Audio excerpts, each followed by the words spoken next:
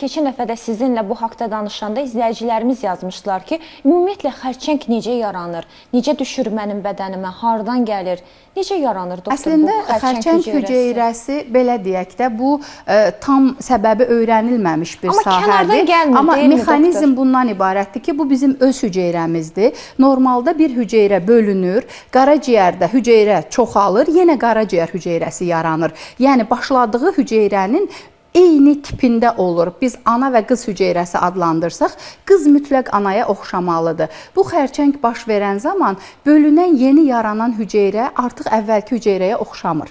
Yəni ona nə qədər oxşamırsa, o qədər bədxassəli olur. Məsələn, xəstələrin yanlış bildiyi bir şey var, dərəcə deyirlər, grade. Hüceyrənin grade nədir? Başladığı hüceyrəyə oxşama həddi. Nə qədər oxşamırsa, nə qədər aşağı diferensiyadırsa, grade 3-dürsə, o qədər aqressiv şişə olur. Nə qədər başladığı hüceyrəyə bənzəyirsə, bu xərçəngin gedişatı mülayim olur. Və başlayan hüceyrə bölünərkən niyə əvvəlkinə oxşamır?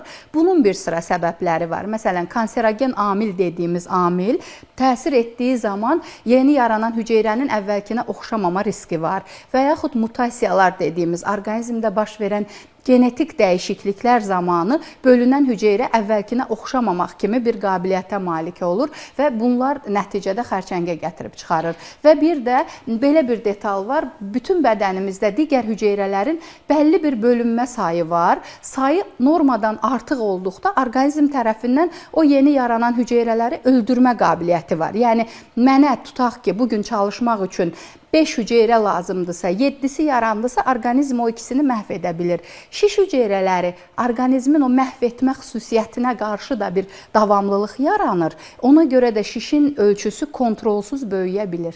Doktor, o zaman deyə bilərik ki, əslində hər gün bizdə xərçəng hüceyrələri yaranır, hər gün yaranır. Bəli, elədir və hər birimizin immun sisteminin yüksək olmağı, kənar radiasiyalara, zərərli maddələrə az məruz qalmağımız bizi xərçəngdən qoruyur bugün. O zaman immuniteti aşağı olan insanlar var. Misal üçün, qitsdən əziyyət çəkən insanlar var. Onlarda xərçəng daha çox olur. Deməli, kimin immuniteti aşağıdırsa, onlarda xərçəng hüceyrəsinin inkişaf etməsi o qədər daha asan olur, doktor. Bəli, və buradakı immunitet anlayışı bizim bildiyimiz ay soyuq dəydi, halsız oldum, tez-tez xəstələndim deyə deyil.